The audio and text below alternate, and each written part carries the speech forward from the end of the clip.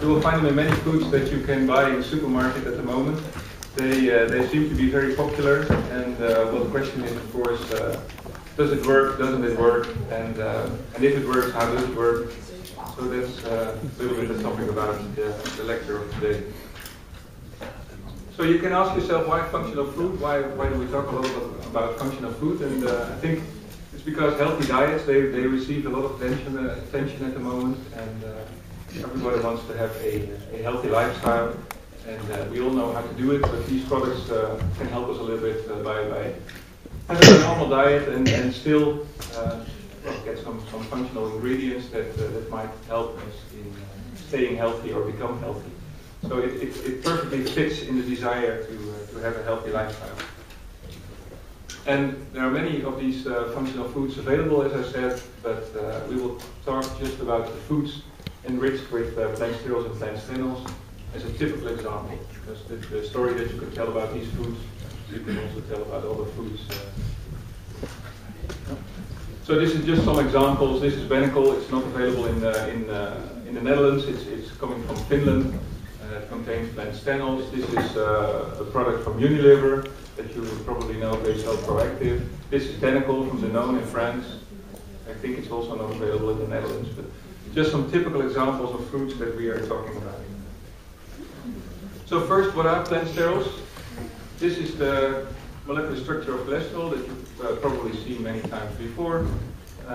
You can find it in diet, eggs, butter, dairy, etc. But we should realize that the main part of cholesterol in the human body is produced by the body itself. So endogenous synthesis is the main source of cholesterol. The reason is that we need cholesterol. Cholesterol is essential to stay healthy.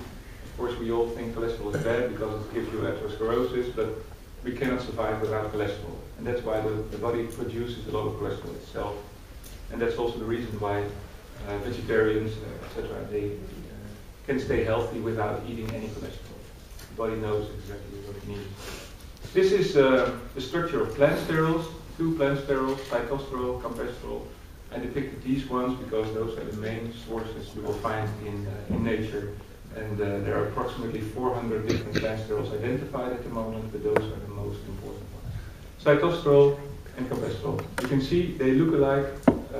They look quite similar to cholesterol. There's only an extra ethyl or methyl group in the side chain, but that's the only difference as compared to cholesterol. And of course, the difference is that this is only obtained from diet. You will find it in vegetable oils, nuts, grains, etc. And the body cannot produce plant sterols themselves. It means that all plant sterols that you find in the blood or in tissues are by definition coming from diet.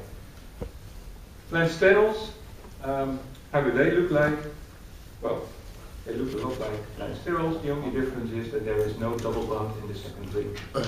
So in fact they are saturated plant sterols. And the names are identical. Cytosterol becomes cytostenol, etc. How do we think it works? How do we think that they improve health? That's very schematically depicted here. This is the gut. And normally we know that cholesterol comes in and approximately 50% is absorbed and the remaining part of the cholesterol is secreted in the features. This is very variable between subjects, so you have some subjects that absorb 30%, others absorb 80%. There is a large variation between subjects in the percentage of cholesterol that is absorbed. This is the situation when you increase the amount of sterols or stenols in the diet. So the amount of cholesterol stays the same, but in the gut there is a change and the amount of cholesterol that is absorbed is significantly reduced. So you will only, for example, absorb around 20%. So first 50 and then it becomes 20, which means that the remaining part of cholesterol is secreted in the features. So there is a lower absorption of cholesterol in the gut, which explains that there is a reduction in cholesterol concentration. I will come back later how it works in more detail. This is, to my opinion, one of the studies that very elegantly showed that there is indeed a reduction in cholesterol absorption in the intestines. It's a rather old paper from 2000, but it's still one of the most elegant papers. In this study, they used ileostomy patients. You all know what ileostomy patients are? What ileostomy is? That you have an interruption in your gastrointestinal system, and you have a little bag on the outside where you collect the intestinal fluids, for example, because the colon is removed. So it has nothing to do with the fact that they are ileostomy patients. They are simply used as a model because you can easily monitor absorption of specific. Is this thing falling away sometimes? Or Yes. Yeah? Okay, then it's not just me here. They use these patients as a model. What they did is there were 3 different intervention periods.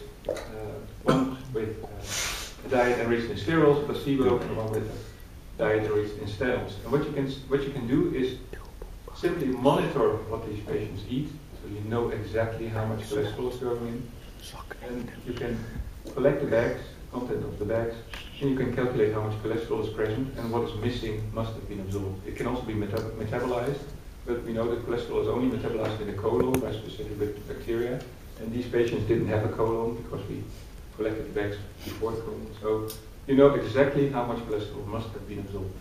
And this is what you can see. This is the percentage cholesterol absorption in the placebo condition. You can see approximately 50%. That's the estimate that I gave in one of the earlier slides.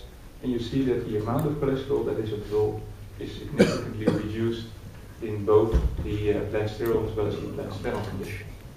And you can also see that the reduction is similar. So there, in terms of the efficacy between sterols and stenols, those are identical. So if you read in whatever paper that they say sterols are more effective than stenols, don't believe that they are equally effective. If you put 100 studies all together and make a meta-analysis, there's no difference in between sterols and stenols. Because of all the studies that have been carried out, also the different agencies that make all the guidelines, they pick this up. And you can see here that in the recommendations for interventions to lower serum LDL cholesterol concentration, this is coming from US, for example, you can see that it's now one of the rules that you should follow when you want to lower serum cholesterol concentrations to lower cardiovascular risk. You see saturated fat, dietary cholesterol, fibers, weight reduction, all the things that we know, and there is a very prominent position now for adding plant sterols or stenols into your diet to lower serum cholesterol concentration. So also the agencies have thought that the data obtained so far is sustained enough to put it in the guidelines. Also EFSA, you've probably heard a lot about EFSA, the European authorization that looks at the data to see whether it's sustained enough to prove health claims on the labels of these products, and you can see that also the EFSA proves all the evidence. So probably there's something true in this in all this data that we all think that these ingredients could be helpful. This is one of the most recent meta-analyses. First we had this one from the Monthly 2009, and this is a recent one from published in 2011. And what you can see on the left side, this one, is every dot is a single study. So this is a meta-analysis looking at the dose-response relationship. And well, you can see that well, there is a dose-response relationship. I'm always surprised how they plot these curves through such a cloud of dots. But anyway, that's statistics, I think. And what you can see is that there is a sort of optimum around in between 2 and 2.5 grams with a reduction of, in this case, around 9%. So that's somewhere here in between the 2 and 3 grams, and you can see reductions around 10%. So that's approximately. This is a more recent one, and the difference is that the number of arms has increased, and in this plot you can also see that reduction is following more or less the same curve, so still around 10% between the 2 and 3 grams. But the only difference is that in this paper they also published the maximal average cholesterol lowering efficacy. And then, so in between the 2 and 3 grams, the sterols and stenols seem to be identical. But if you really increase the dose, then there seems to be a difference between stenols and sterols. So that the stenols seems to be more effective than the sterols. Whether it's important, I don't know, because you should really eat a lot of these margarines to get this intake. But this could be a difference between the two ingredients. And I think that our group was also responsible for this for the pattern of this curve, because a few years ago we carried out this study in which we compared the effects of these high intakes. And The reason that we did this study was not that we wanted people to consume 9 grams, but simply we wanted to see whether there is a maximum effect or not, because then that could also again help in understanding the mechanisms underlying this cholesterol lowering effect. So what we did was, I'll give you a few details. We compared the effect of 3, 6, 9 grams, and once again this is really a high intake.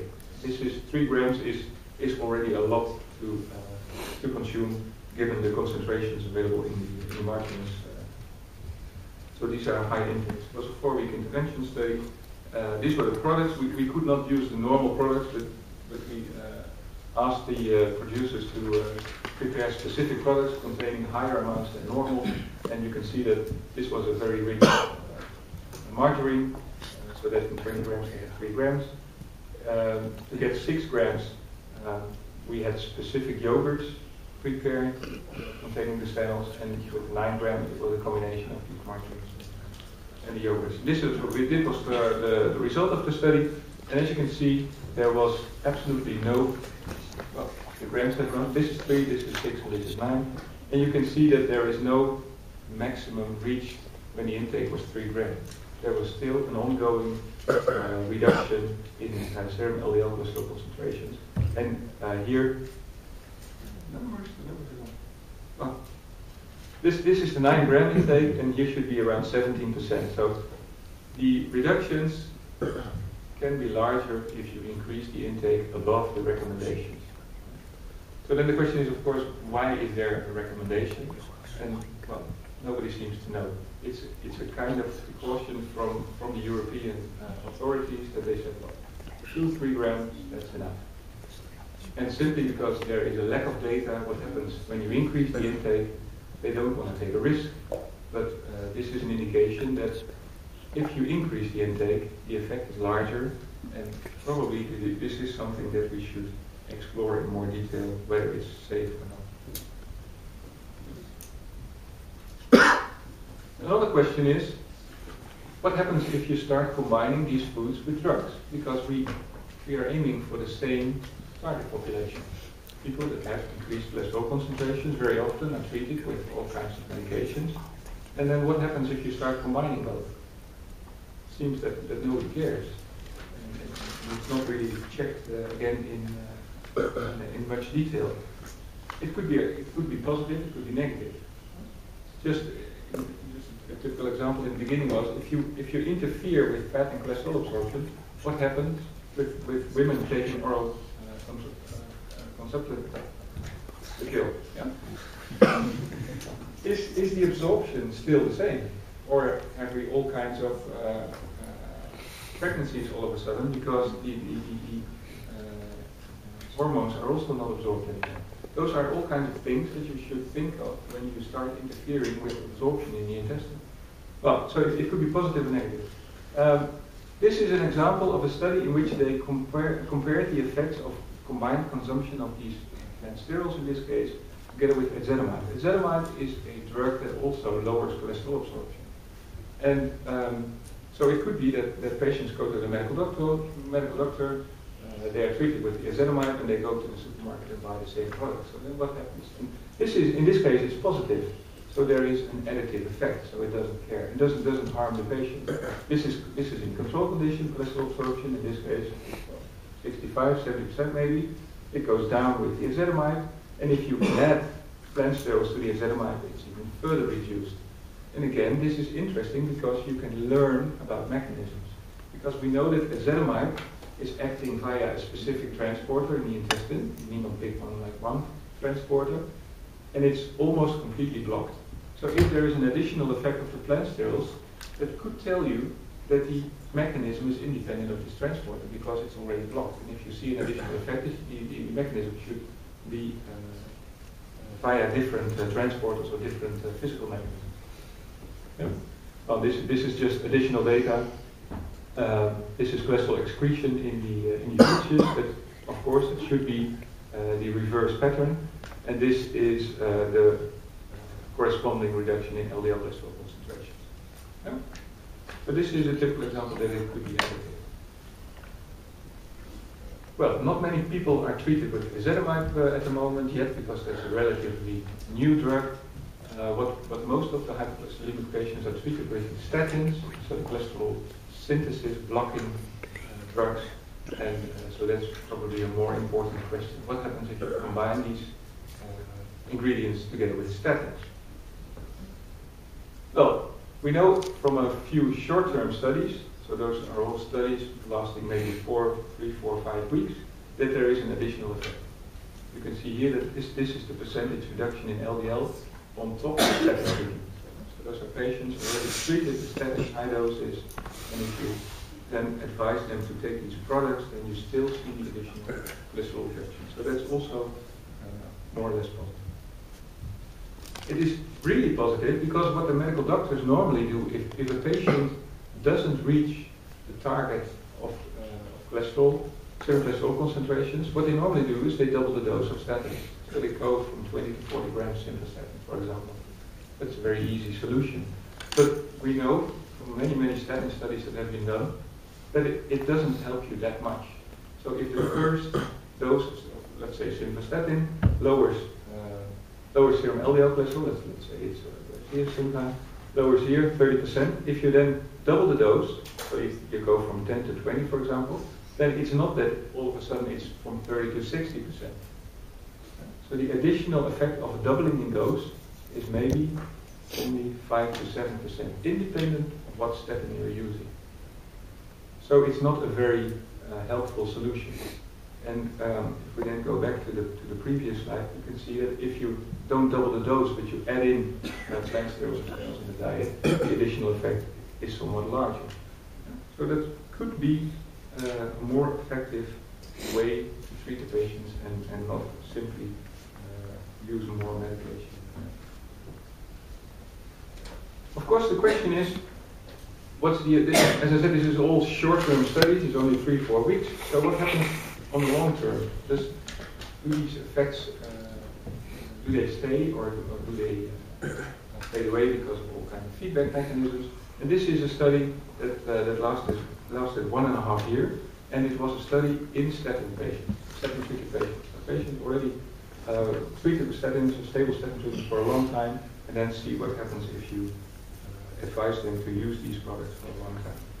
Well, this is the data, and as you can see, there is a reduction in total in LDL concentrations, and it stays for the entire follow-up period. So it's not simply an acute effect that you can see for a few weeks.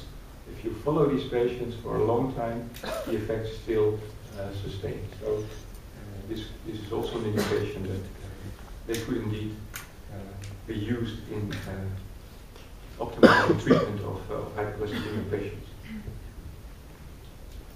Well, that's what I said here. This is just in words what I just showed in the picture, and this also means that what we've seen in the short-term studies is similar to what you see in the long-term studies. So we can really believe the short-term data, and it doesn't mean that we have to do all the time these long-term interventions. We can simply look at the short-term studies and know that these effects are still there. Of course, the question is not, can we lower cholesterol? The question is, do we help the patients in terms of improving vascular health? That's, of course, what you want to do in the end. And so you can wonder whether all kinds of changes in arterial stiffness, do they improve? Because in the end, that's what you want to do. Of course, what we really should do is long-term interventions and simply monitor how many people die and how many people stay alive. That's what pharma studies are typically looking at. However, those are very, very expensive studies. You need 50, 60, 70,000 people in patients in such a study. You follow them for 5, 6, 7 years, and you count the number of cases and controls with the cases, and then you try to see that there is a difference, try to prove that there is a difference between the intervention arm and the control arm. However, those are pharma-driven approaches, and the profits for these products are much larger. And we should realize that these nutritional companies, they simply don't have the money to do those kind of studies. Of course, we can ask them to do the studies, but if they don't have the money, they simply won't do the study. And that's an important discussion that's ongoing at the moment in the EU as well, that we actually need the data, but who's going to pay for that, for those studies? So this is just a way to as a kind of intermediate, look at intermediate biomarkers and then see what happens. Well, you can measure a lot using ultrasound. You can look here, for example, in the carotid artery, and look at IMT, the intermediate thickness. You've probably heard in earlier courses about IMT as a predictor of cardiovascular risk. That's one way. You can also look at other arteries and look at, for example, if you look at the brachial artery, use a technique called flow-mediated vasodilation, and then in fact what you're looking at is arterial elasticity, and that's very schematically depicted here. What you want to know is what is the capacity of a vessel to be flexible, to be able to handle these large fluxes of blood. And in fact, what you're then looking at is distension. So, what's the change in diameter from a diastole to a systole change? And if you do these type of measurements, then you can calculate a lot of different parameters. So you have distensibility coefficients, compliance coefficients, Patterson's elastic modulus, beta stiffness indexes. You will find many of these parameters in the literature, but in fact they all tell you more or less the same. What is the capacity of the vessel to handle change in flow of blood? Well, for the plant stills and the plant stenols, there are a number of studies looking at these parameters, and well, you can see here, for example, the compliance, the change in carotid compliance. This is in the control group before and after an intervention, so that nothing changes. And in the plant stills and the plant stenols, there's also no significant changes in this group. So you can say, well, maybe you lower cholesterol, but it doesn't really help. But again, this was data from the group that was already treated with statins. And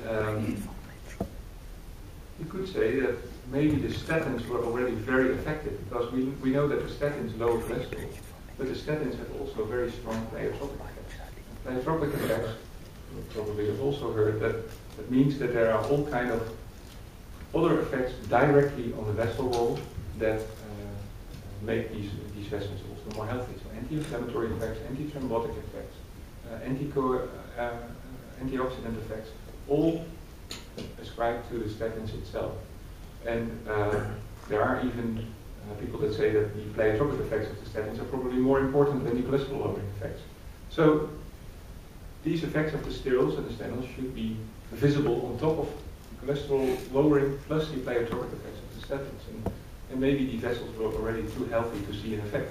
And that could be true, and this is just again statistics, but to illustrate, if you, for example, make a subgroup of patients that have increased MMP9 concentrations. MMP9 is a metalloproteinase, and we know that if MMP9 is high, then the problems in the vessel wall are more severe. So it's more kind of categorization to identify the more severe patients. And if you do this analysis in this subgroup of high MMP9 subjects, then you see more or less the same pattern, but then you can reach significance between the interventions and the controls. Again, this is statistics, and this is not real strong evidence, but it indicates that you probably should look in more severe patients to see beneficial effects. And again, remember, that's also what pharma does. Pharma takes the real severe patients and try to look at the endpoints, and that's more or less what you do here as well. Clear so far? No questions? Okay. Well, this is the meta-analysis that I showed you before, and what I now want to do is more or less leave LDL cholesterol concentrations and look what happens to other lipoproteins. And if you read every individual paper here, you will always find more or less this sentence saying that HDL cholesterol and triglyceride concentrations, that they didn't change. So it seems to be that there is a specific effect on LDL cholesterol concentrations. Also, this is another systemic overview of the literature, and it tells you that although increases in HDL and reductions in TG have been sporadically observed, in generally there is no effect. So it seems that there is more or less a consensus that HDL and triglycerides are not changed while consuming these products. However, this is a meta-analysis, and in this meta-analysis approach, so not an individual study, but again, pooling all the studies together, then you obtain this picture, and that shows you something different. And the strength of this analysis was that I really don't know what happens with the slides, but here is again the daily intake of the plant sterols, so an increasing intake, and here is the reduction in triglycerides. And what is shown in this paper is that if you increase the dose of plant sterols, there seems to be a reduction in serum triglycerides. And the interesting thing is that you can only see these reductions in those subjects that have that have elevated triglycerides at baseline. So if your triglycerides are high at baseline, then you will see a reduction in triglycerides. That seems very logical. If you have a lot, you can reduce it. And if you don't have it, you cannot reduce it. But this is a very important finding because all the studies, almost every individual study, so every dot in this meta-analysis, is including subjects with low triglycerides. So that's almost exclusively in this category of patients. And the reason is that you need low triglycerides to calculate LDL cholesterol. Nobody measures LDL. LDL is calculated from total cholesterol, HDL cholesterol and triglycerides, and then there's the Friedewald equation, and then you can calculate LDL. However, you can only use this equation if the triglycerides are low. So everybody includes patients with low triglycerides. Otherwise you cannot calculate LDL, and LDL is what we already know. And that's why nobody observed the possibility that these ingredients can also lower triglycerides, because we included the wrong patients. So looking backwards, it is very easy to explain why we never observed this effect. And there are a few studies that included by accident these patients. And those are all small-scale studies, including 20, 30, 50 subjects. And if you then pool all these subjects together, then all of a sudden you see that especially in these high triglyceride subjects at baseline, you see that there is a dose-dependent reduction in serum triglycerides. And even also if you plot it as a percentage, then because then you could again say if you have a lot, you can see reduction, but still in a percentage there is still a large reduction in triglycerides in those having high baseline triglyceride concentration. Is it important? Yes, it is important, because we know that not only serum LDL cholesterol concentrations, having high serum LDL cholesterol concentrations is a risk factor. You can find the same for having elevated triglycerides. This is just one of the meta-analysis that you can find in literature, and only look at this one. We know that having high TGs has a relative risk of 1.7 for having elevated cardiovascular risk.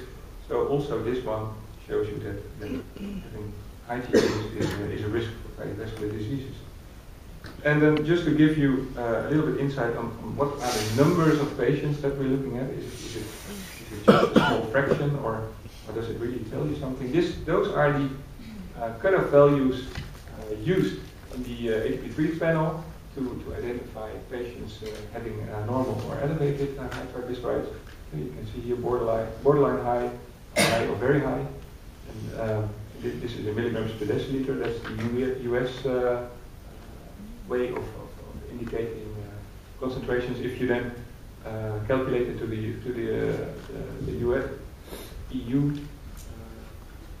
millimoles per liter, and those are the corresponding values. And if you then look at the numbers of patients that are characterized by having these triglyceride concentrations, you can see that starting here from borderline to very high, that's 1/3 of this study population. And those are very large numbers of patients that were included. So it seems to be that there is a large group of patients that have elevated triglyceride concentrations. So if there is really the possibility to lower triglycerides, then we should use this possibility, because lowering triglycerides is very difficult. There are hardly any drugs available. There are some drugs, fibrates, for example, that you could use. But in terms of nutritional interventions, there's only fish oils. Fish oils can lower triglycerides, we know that. But fish oils have the unhealthy habit that they increase LDL cholesterol concentrations. So you lower triglycerides, but LDL goes up. So in the end, the question is, does it really help? And so we don't have a lot of possibilities to lower triglycerides. Of course, you can lose weight. You all know that losing weight is very difficult. So it would be very helpful if there was indeed an effect on triglycerides. So this is a study specifically designed in a high TG population. So it was in a metabolic syndrome-like population. Well, very easy design, parallel design, comparing the effect of a control yoga drink and a stenol ester yoga drink, 8 weeks intervention, see what happens. Well, this is those are the baseline characteristics of this study. You can see high BMIs, high blood pressure, cholesterol a little bit elevated, LDL, but especially low HDL and high triglycerides. So typical metabolic syndrome-like population having a high risk for future cardiovascular events. What happens if you treat these patients with Lanstanols in this case?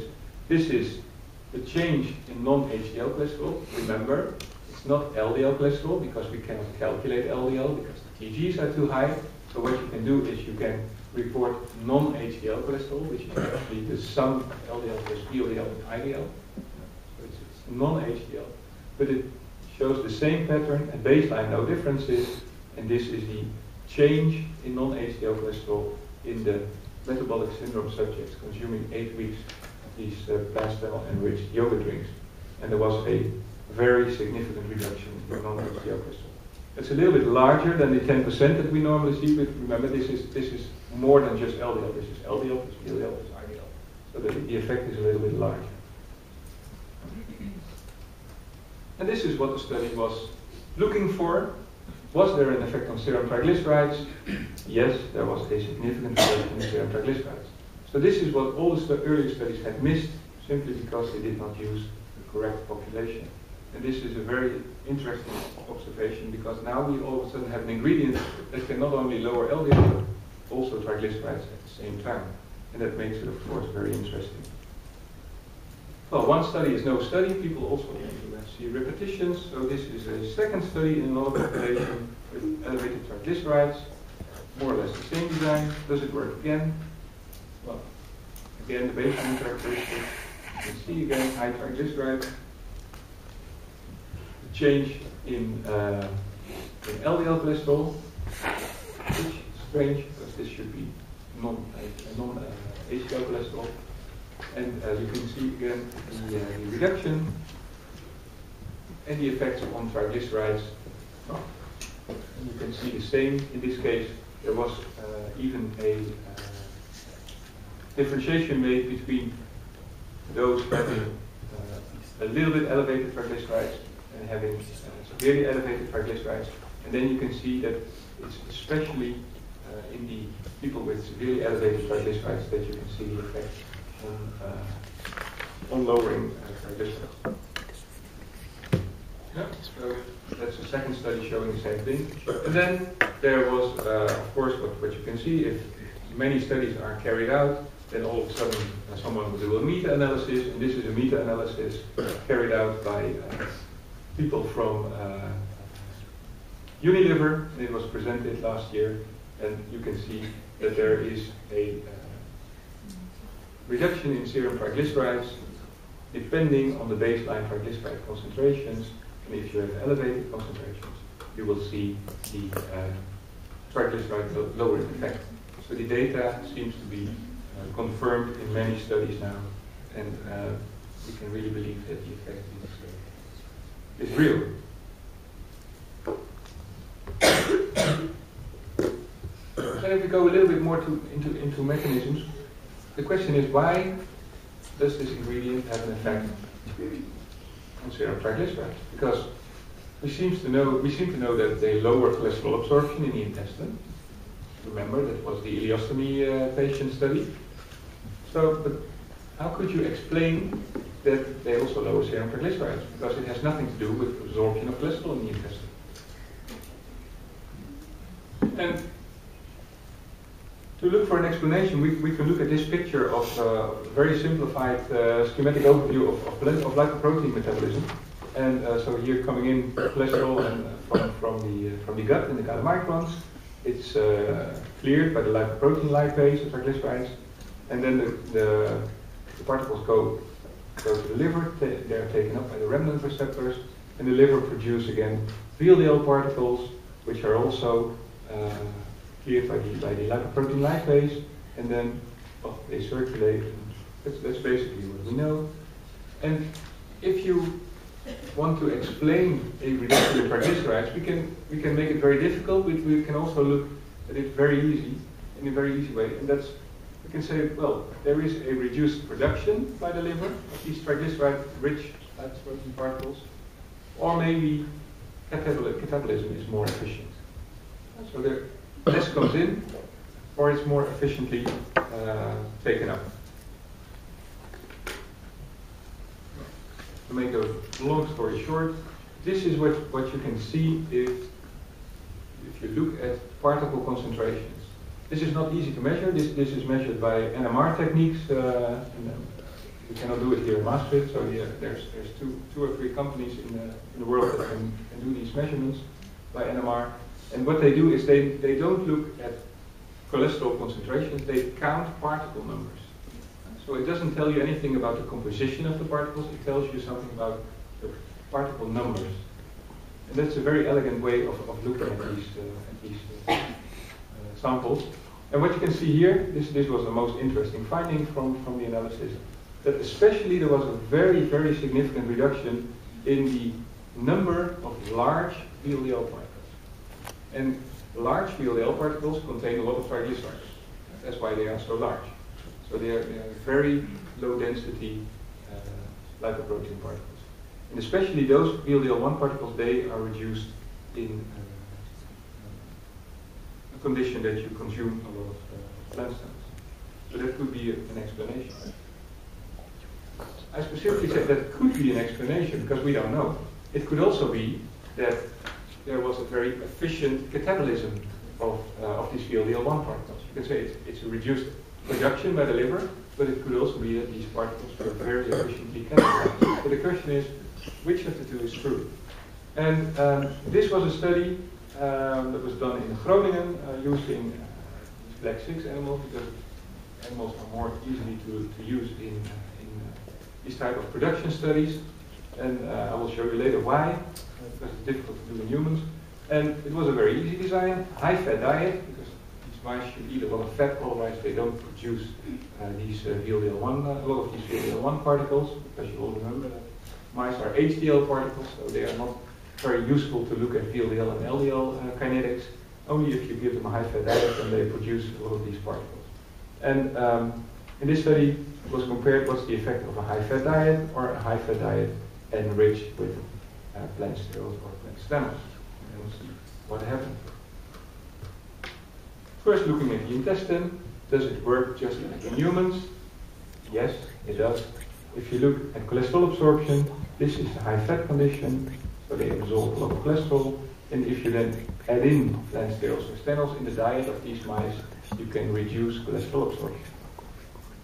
So you see here, if you compare it to chow, their normal diet, cholesterol absorption is even lower than in their normal physiological situation. And this is looking in the feces, because again, if you don't absorb it, it should be present in the feces, and that's also true. So there is an increased amount, concentration of the neutral sterols in the feces, which corresponds to the reduction in absorption.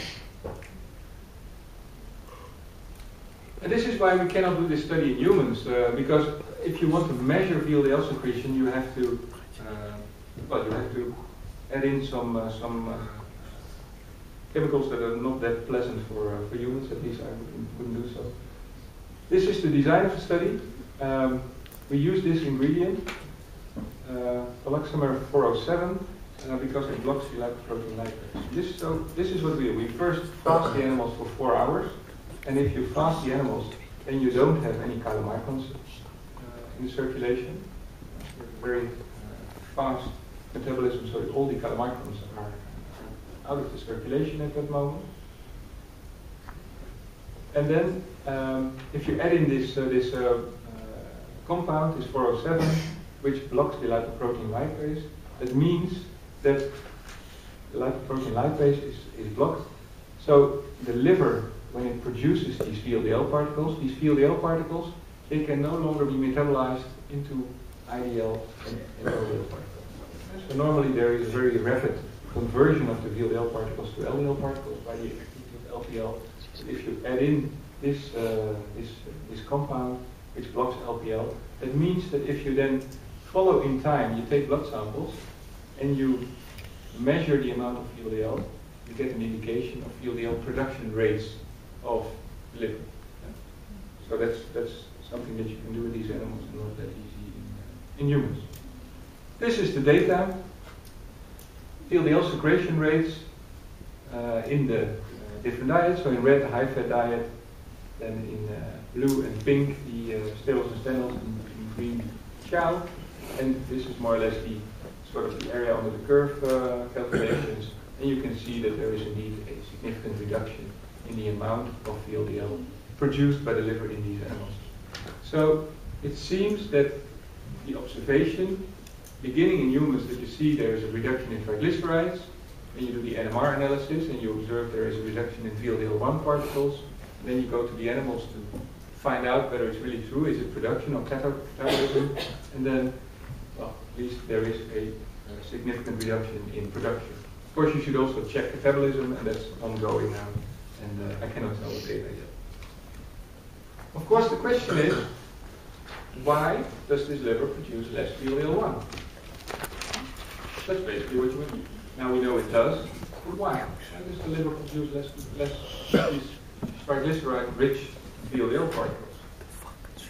Because if you know, you can maybe improve your treatment, find out new mechanisms, and that's of course what you want to do.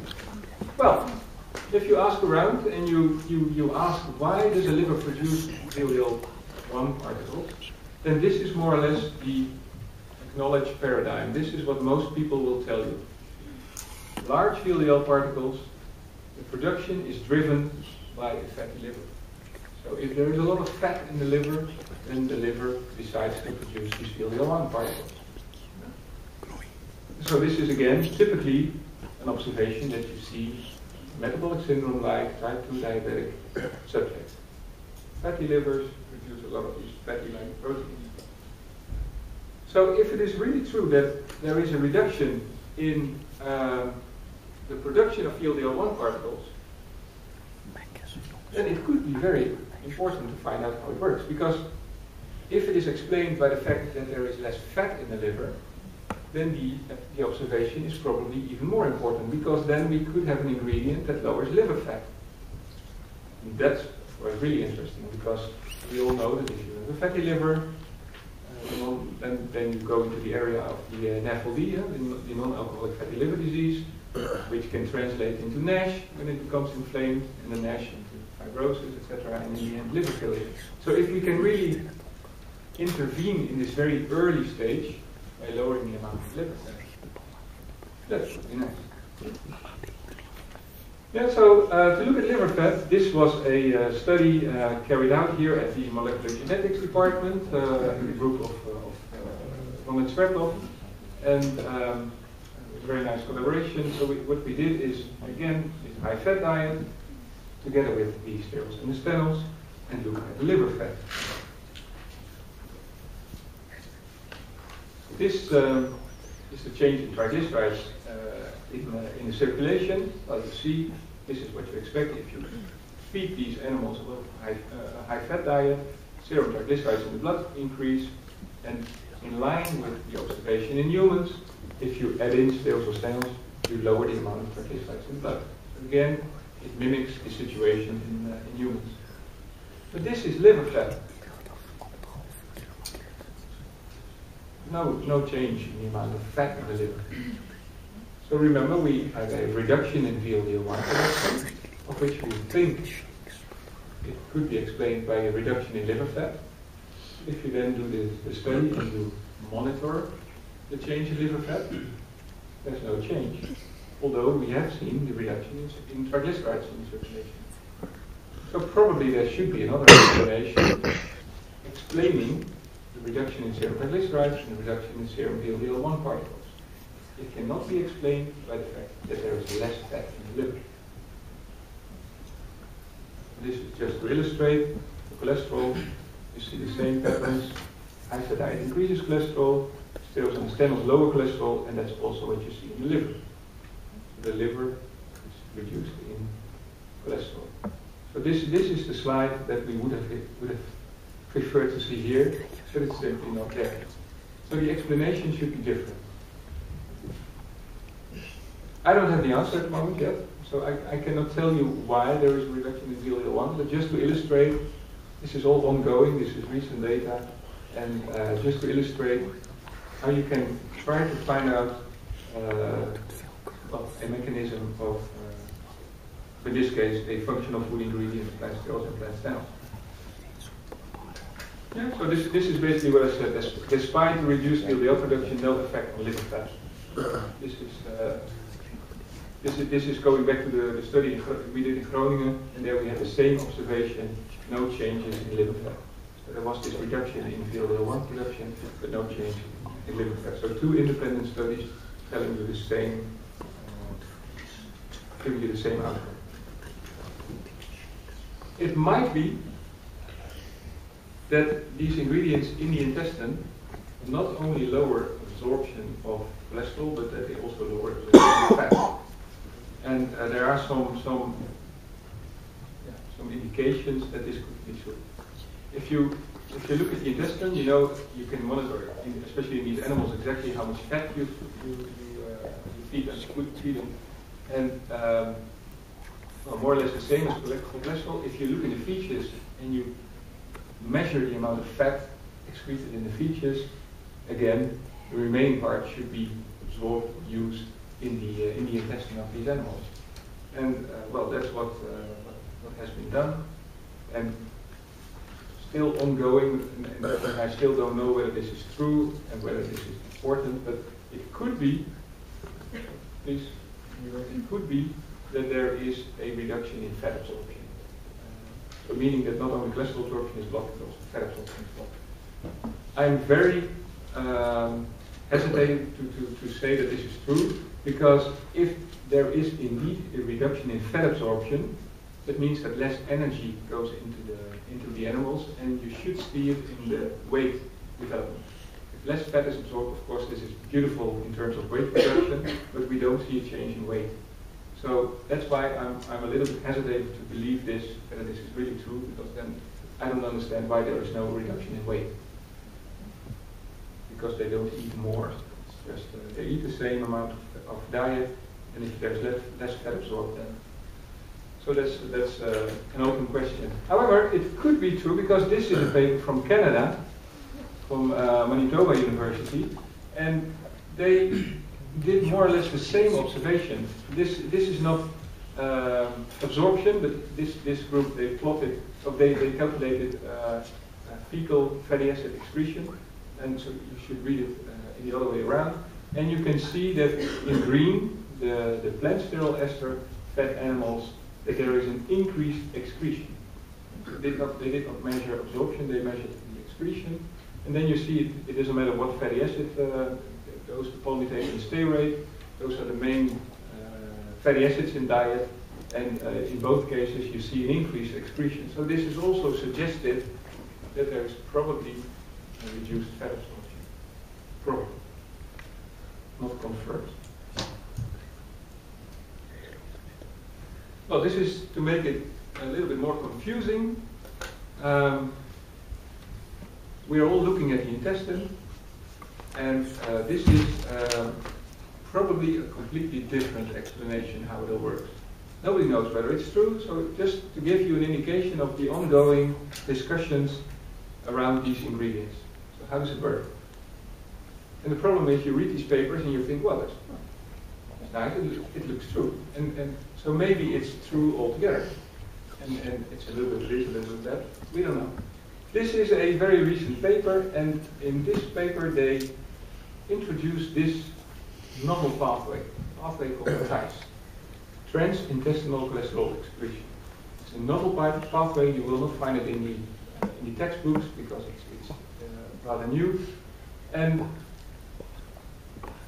just to give you a little bit explanation, what it means is in this picture here, what we normally tell, what you will find in all the textbooks, is that you have cholesterol in the vessel wall, there, part of the atherosclerotic lesion, and then you have HDL taking up the cholesterol from the vessel wall, brings it back to the liver, and then the liver produces bile acids and secretes it in bile, and then the cholesterol is gone. So that's the reverse cholesterol pathway, explaining why HDL is protective in cardiovascular disease. You've heard it in many courses before. And of course that's still true. However, the final part, the cholesterol that is going to the liver via HDL, is probably not secreted out of the body via bile. Maybe a little bit. But if you interfere, if you interrupt the biliary secretion, so simply you've got the vessels, then there is still reverse cholesterol transport. And you still see the increase in the neutral sterols in the intestine. So then cholesterol is still going from HDL to the liver, but the liver doesn't have the capacity to produce bile acids and secrete the bile into the intestinal lumen. But what it does is it secretes cholesterol in a yet undefined pathway, and it becomes visible in the intestine. So that means that there should be another route for the cholesterol going from the liver to the intestinal lumen, which is bile independent, because this route was interrupted. And that's the trans-intestinal cholesterol pathway, telling you that it's not only bile going from the liver to the intestine, but there is an additional pathway called TIPES. And this is the cholesterol. It has all been shown by using tracers. So you have labeled cholesterol here, and it's going via this pathway into the intestinal lumen. Again, this one is not. We don't know which is the secreting transport in the liver. We don't know the carrier, and we don't know the acceptor in the intestine. It all has to be identified. But what we do know is that if you measure this non-biliary cholesterol secretion, so the TIPES pathway, and you look here in white, this is the normal condition. If you increase the concentration of plant sterols in the diet, you see an increase in the non-biliary cholesterol secretion. This is just here for the plant sterols, but you will see the same with other interventions. So this is a pathway that can easily be regulated, and we do know that if you add in these ingredients in the diet of these animals, you see a strong increase in the activity of this pathway. So I don't tell you that this does not exist in a plant stem ester enriched condition, but we know at least that this pathway is activated. And it is a novel pathway, we don't know all the details, so probably understanding this pathway in more detail can also explain all the observations related to the reduction in VLDL production, to the reduction in fat absorption. So we should really start to understand this novel pathway. So this is intermediate. In the end, I will have three or four additional slides because that was asked me to show you as well. But this is for the lipoprotein pathway. To conclude, I think we have to say that there is enough evidence that sterols and stenols lower serum LDL cholesterol, approximately 10% at the targeted intake. If you increase the intake, then the effects could even be larger. And not established, but emerging. So what could you expect in the next few years? I think there will be a lot of attention for the observation that triglycerol concentrations are also reduced. It could be especially important for metabolic syndrome. How it works should be found out. Probably related to the amount of fat in the liver, but that's not conclusive yet. So the exact hepatic and intestinal events inducing the effect should be defined. and the effects on arterial stiffness, etc., that will probably receive a lot of attention in more diseased patient populations. Then in the end, just an indication for effects on immune-related parameters, because I understood from Theo that there is also some attention for vaccination programs, etc. And well, this is just to show you that there might also be some relationships between what you eat and how the immune system will respond. This is just very schematic again. If you look at, so we have to go to the immune system now. If you look, for example, at a naive T cell, which has to decide what it wants to become when it's grown up, whether it wants to become a Th1 characterized cell or a Th2 characterized cell, that of course depends on the signals it receives. And if, for example, disease or other antigen-presenting cells will produce a lot of IL-12, IL-18, then this cell will mature into the Th1 direction, and if it observes a lot of, for example, IL-4, then it will decide to become a Th2 characterized T helper cell. And well, this is important in combating all kinds of intracellular infections, and this is one extracellular. Those are the cytokines produced by this Th1 cell, Th2 cell. And we have a third population, and in the meantime, even a fourth Th7, Th17 cells. But to keep it a little bit simple, the regulatory T cell, it's important because it suppresses any dominant immune response, either being Th1 or Th2. And this is important to realize that if you talk about specific diseases, if the Th1 pathway is overactivated, that's an observation that you often see in all kinds of autoimmune diseases and severe inflammations. And if the Th2 pathway is overactivated, then you enter the area of asthma and allergies, etc. And this is often combined with a low activity of the regulatory T cells. So the regulatory T cells lack the suppression of the overactivation for either of the Th1 or Th2. And well, this is one of the first observations that there could be a role for plant sterols in this in regulating the T cell behavior. And once again, I apologize for the slides being so messed up, but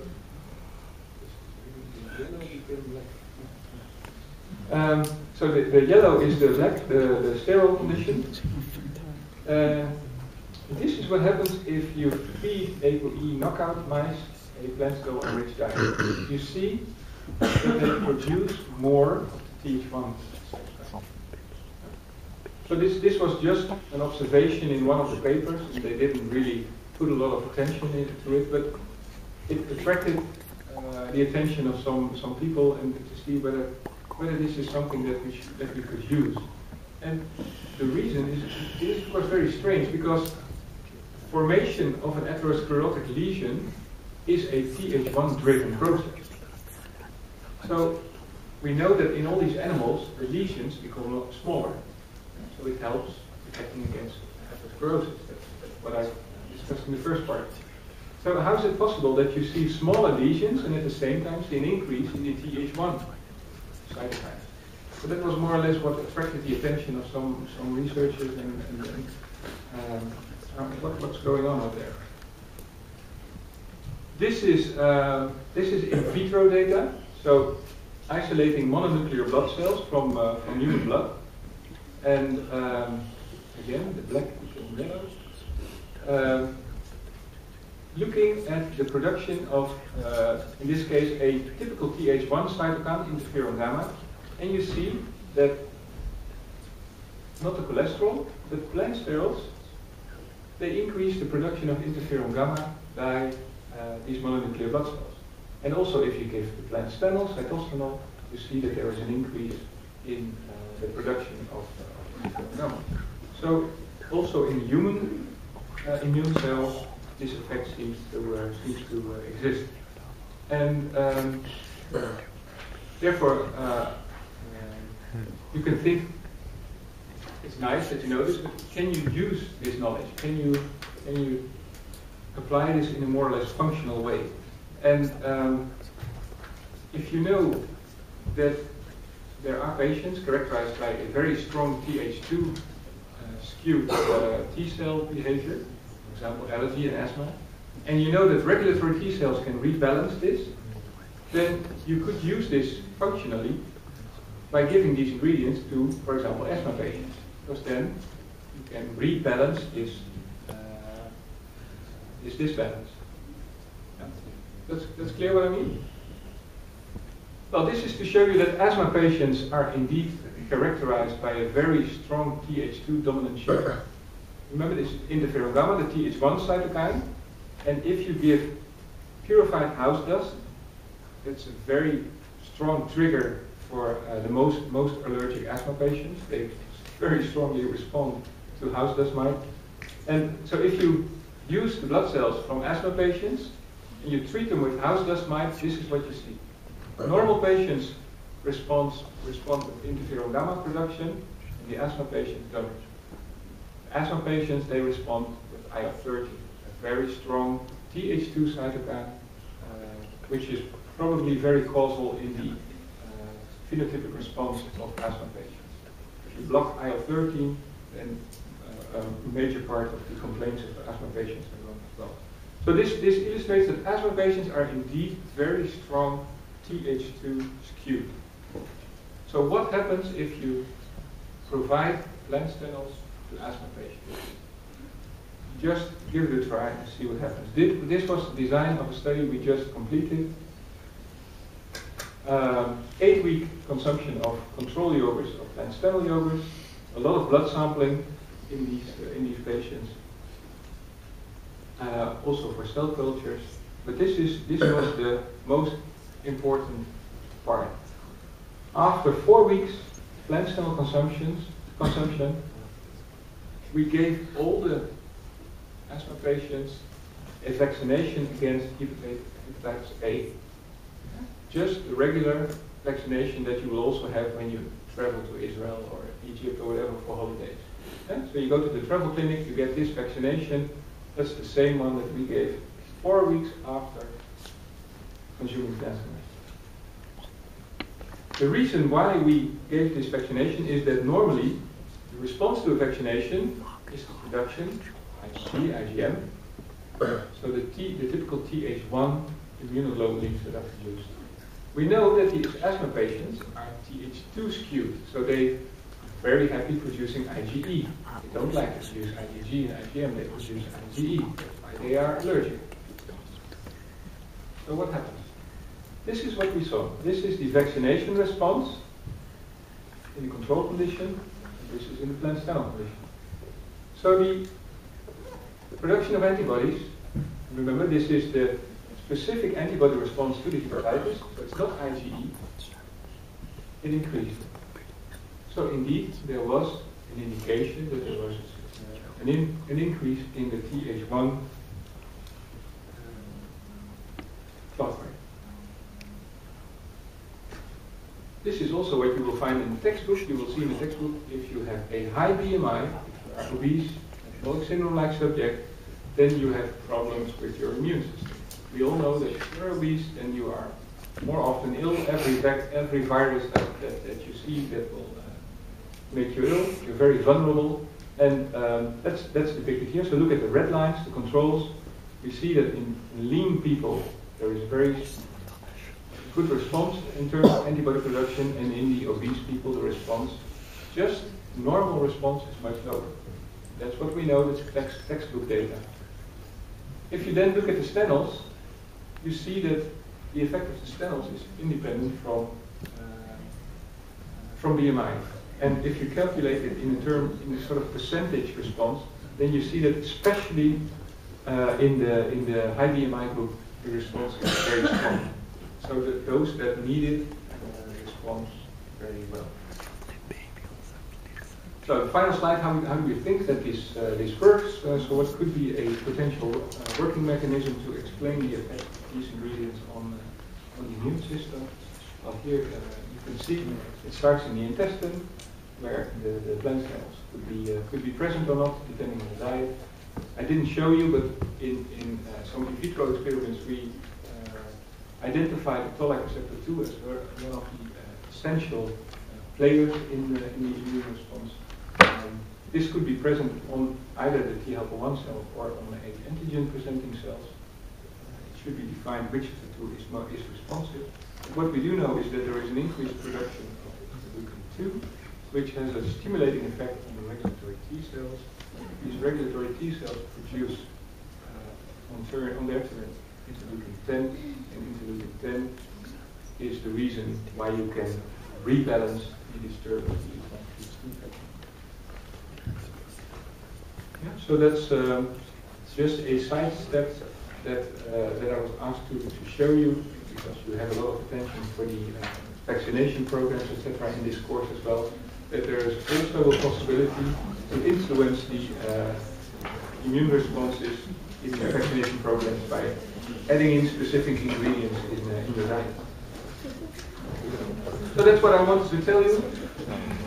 I hope it was clear. Are there any questions?